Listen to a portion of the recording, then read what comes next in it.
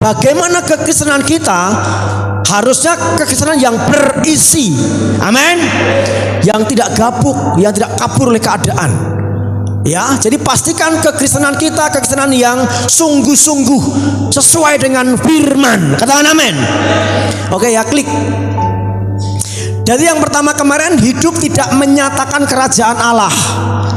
Orang Kristen yang Kristen-Kristenan itu kehidupannya tidak mengejawantahkan kerajaan Allah. Kerajaan Allah kemarin sudah menerangkan bahwa kerajaan Allah itu nyata dalam diri Kristus Yesus. Jadi kalau kekristenan kita, kehidupan kita sebagai orang Kristen belum serupa dengan Kristus, kita belum mengejawantahkan kerajaan Allah. Benar? Kekristenan kita bagaimana? Apakah kita sudah mengasihi seperti Yesus? Apakah kita sudah memberi seperti Yesus? Apakah kita sudah berkorban seperti Yesus? Apakah kita sudah memberkati seperti Yesus? Kekristenan yang sungguh adalah keberadaan orang Kristen itu berdampak. Bisa katakan amin? Amin. Jadi kalau kekristenan kita belum berdampak, kita hanya Kristen-Kristenan. Yang kedua, sekarang masuk yang kedua ya. Orang yang Kristen-Kristenan tidak memiliki sikap hati, dasar keyakinan pada firman. Kita tahu sekarang bahwa Allah turut bekerja dalam segala sesuatu mendatangkan kebaikan. Amin. Segala sesuatu mendatangkan kebaikan buat kita. Nah, sikap kita, dasar keyakinan kita itu kepada siapa atau apa yang kita yakini. Kalau kita ngomong orang Kristen, dasar keyakinan kita harus firman Tuhan. Kalau kita ngomong saya orang Kristen, pegangan kita harus firman Tuhan. Kita memiliki keyakinan, sikap hati, memiliki pola hidup harus berdasarkan firman Tuhan. Kalau prinsip kita bukan firman Tuhan, kita hanya Kristen-Kristenan saja. Ya, tapi kan keadaan, saya sih pengennya prinsip saya firman Tuhan, Pak. Tapi keadaan tidak mendukung. Justru firman Tuhan itulah yang kita pakai untuk menghadapi keadaan. Bisa katakan amin? Justru firman Tuhan itulah yang kita pakai menjadi senjata untuk memerangi keadaan. Ini yang penting. Jadi jangan malah kebalik. Ya saya sih mau pakai firman Tuhan dalam hidup ini, Pak, tapi kenyataan begini, Pak. Justru kenyataan begini itulah kita harus memakai firman Tuhan. Dasarnya harus firman Tuhan. Sekarang saya jadi tanya, keyakinan kita apa dong kalau nggak firman? Yo, sakarepku dhewe, Pak. Ya sudah, berarti kita hanya Kristen-Kristenan, tidak Kristen sungguhnya. Kita tahu sekarang bahwa Allah turut bekerja dalam segala sesuatu untuk mendatangkan kebaikan bagi mereka yang mengasihi Dia, yaitu bagi mereka yang terpanggil sesuai dengan rencana Allah. Kalau Bapak Ibu mengasihi Tuhan, kalau Bapak Ibu mencintai Tuhan, segala sesuatu baik-baik saja. Amin. Kalau engkau dan saya mengasihi Tuhan, apapun yang terjadi, semua baik-baik saja. Milikilah sikap hati seperti itu, milikilah keyakinan seperti itu, semua akan baik-baik saja. Segala sesuatu, semua baik-baik saja. Saya jadi mengerti sekarang. Kalau orang Kristen uring-uringan, tidak memiliki sikap hati yang baik, bahkan ngomong sampai terucap, wah uripku ora apik iki, ora enak iki. Berarti dia tidak memiliki sikap hati, dasar keyakinan kepada firman. Kita tahu sekarang bahwa Allah turut bekerja dalam segala sesuatu mendatangkan kebaikan. Kalau dasar keyakinannya semua mendatangkan kebaikan. Kalau sikap hatinya seperti itu, pasti ucapannya nggak bersungut-sungut, nggak pernah grundelan. Jadi kalau orang Kristen yang bersungut-sungut, grundelan, itu karena dasar keyakinannya tidak firman Tuhan. Semua mendatangkan kebaikan. Bapak Ibu percaya nggak firman Tuhan ini? Nah, kalau percaya berarti semuanya mendatangkan kebaikan, bukan? Betul? Kalau semua mendatangkan kebaikan, kenapa kita bersungut-sungut dalam menghadapi kenyataan? Kalau semuanya mendatangkan kebaikan, kenapa kita grundelan? Kepercayaan kita di mana? Kenapa kita tidak bisa berpikir yang semua baik-baik saja? Karena dasar keyakinan kita tidak firman Tuhan. Dasar keyakinan kita yang kita lihat, yang kita dengar, kenyataan yang sedang terjadi. Sikap hati kita juga seperti itu. Sikap hati kita bukan pada firman. Sikap hati kita bukan dibentuk oleh, dicetak oleh firman, tapi sikap hati kita dibentuk oleh keadaan. Ini yang membuat kekristenan kita Kristen-kristenan. Dengar firman Tuhan saben minggu ya nang gereja, ya duwe Alkitab, tapi dasar hidupnya bukan firman. Sikap hidup ketika menyikapi masalah, tantangan, kesulitan bukan firman. Saya ajak kita semua, ayo Bapak Ibu, kita sungguh-sungguh mendasarkan firman Tuhan itu sebagai dasar keyakinan kita. Amin. Orang Yahudi kenapa pintar-pintar? Imani baru mikir. Tapi kalau orang Yunani pikir dulu baru mengimani. Paham ya Bapak Ibu ya? Kita termasuk yang mana? Pikir dulu, oh ya amin. Nah orang Yahudi enggak, amin, amin gitu. Belakangan nanti. Itulah sebabnya kenapa orang Yahudi itu pintar-pintar, diberkati Tuhan, karena dia menonjolkan iman. Orang benar hidup karena iman. Nah kita ini, kita hidup karena pikiran. Ya kita nggak menang-menang terus, kita nggak benar terus. Karena orang benar hidup karena iman, bukan karena pikiran. Nah orang Yahudi itu nggak mikir, tapi langsung beriman. Jadi Yosua robohkan tembok Yeriko ini dengan nyanyi-nyanyian, dengan puji-pujian. Sehari keliling 1 kali aja, lakukan saja. Dan Yosua melakukannya, dan semua ikut tuh. Ayo, orang mikir. Nah kelemahan kita ini banyak mikir. Kon amin we mikir sih, mikir sih. Pokoknya aminkan saja. Amin. Jika kita diam, maka dunialah yang berbicara. Ketika ada firman Tuhan dan kita nggak meresponi, yang lainnya lah yang meresponi. Karena kita nggak merespon.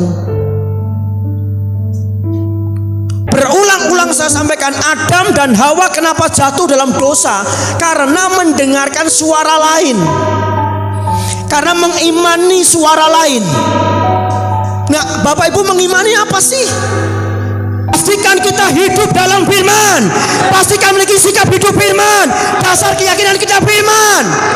Apapun yang terjadi, sikapi dengan firman. Responi dengan firman.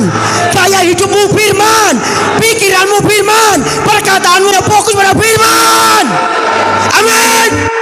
Ini yang baik kita menang. Ketika kita mendengarkan suara yang lain, kita akan kalah. Itu pasti. Nah saya menemukan banyak orang Kristen yang mereka tidak mendengarkan suara firman, yang tidak memiliki keyakinan kepada firman, yang tidak memiliki sikap hati tergantung pada firman. Itulah masalahnya. Ayo Bapak Ibu, jangan Kristen-Kristenan. Mari kita menjadi orang yang Kristen sungguh-sungguh. Sikap hati kita itu benar-benar firman, mengandalkan firman. Dasar keyakinan kita itu firman. Sekarang tahu enggak Bapak Ibu kenapa orang Kristen tertekan, kalah dan kalah dan kalah dan kalah? Karena sikap hatinya, dasar keyakinannya bukan firman. Itu saja, camkan baik-baik. Nah itu. Perempuan yang 12 tahun pendarahan itu gak mikir dia. Asal saja ku jamah jumbainya maka saya sembuh. Asal, artinya apa? Asal itu maknanya apa? Yang terpenting, apalagi asal ku jamah jumbainya maka saya sembuh. Asal ku jamah jumbainya maka saya sembuh. Kira-kira dari makna asal ku jamah jumbainya itu apa sih? Ya, iman terpenting. Apalagi asal ku jamah jumbainya maka aku sembuh. Asal, yang penting cari kata asal itu. Asal ku jamah jumbainya maka saya sembuh. Apalagi kira-kira? Iman yang terpenting, semangat, apalagi? Enggak pakai mikir. Amarga duwe usik mangkene, angger aku bisa ndemek jubai mesti waras. Angger aku, wis pokoknya aku ora ndek pikiran liyane. Aku ora duwe gagasan liyane. Angger aku ndemek jubai aku mari. Terlalu banyak orang Kristen yang pikirannya tuh apa sih? Majemuk gitu, pikirannya banyak sekali. Asal saja ku jamah jumbainya maka sembuh. Gak banyak pikiran, gak banyak cengcong.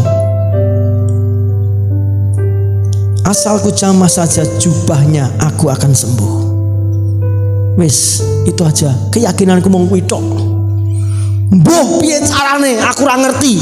Pokoknya aku sing penting demek jubahe Gusti mesti aku mari. Wes asal demek we aku mari. Kowe dasarmu apa? Aku ora ndek dasar apa-apa. Sing penting aku mau demek wae. Ini loh yang Tuhan cari Bapak Ibu. Orang Kristen yang model seperti ini yang Tuhan cari Bapak Ibu. Yang memiliki dasar keyakinan yang kokoh terhadap firman. Kowe kok yakin banget toh Mbak? Ora ngerti aku. Pokoknya sing penting aku demek jubahe Gusti aku mari. Asal saja aku jamah jumbainya maka sembuh. Saya nggak tahu bagaimana caranya menyembuhkan. Saya nggak tahu bagaimana nanti kata orang. Saya nggak peduli nanti saya harus berdesak-desakan. Saya nggak peduli. Pokoknya saya harus menjamah jumbai Yesus. Amin. Itu dasar keyakinan. Itu dasar keyakinan. Keyakinan kita sudah sampai di situ belum? Atau kita masih mangro-mangro? Iman timbul dari pendengaran firman Kristus. Itulah sebabnya banyak-banyaklah dengar firman. Kita selama ini yang kita dengarkan bukan firman, maka kita nggak punya iman. Kalau Bapak Ibu baca, perempuan ini sebelumnya dia sudah mendengar tentang Yesus. Jadi ketika dia pernah mendengar Yesus menyembuhkan di sana, Yesus memulihkan di sana, Yesus membangkitkan orang mati di sana, itu dia dengar. Oh, Yesus bisa menyembuhkan. Ketika mendengar tentang cerita tentang Yesus, dia timbul iman. Nah, pikiran kita itu bagaimana? Ketika firman Tuhan disampaikan, kita ini banyak pikiran yang mosok, tapi nah itu pikiran kita ini loadingnya lama, nerimanya gampang, loadingnya lama untuk meresponinya. Inilah penyebab kita menjadi Kristen-Kristenan. Inilah penyebab kita tidak berkemenangan, karena loading untuk merespon firman kurang. Nah, klik yang ketiga, tidak hidup dalam agenda Tuhan gitu ya.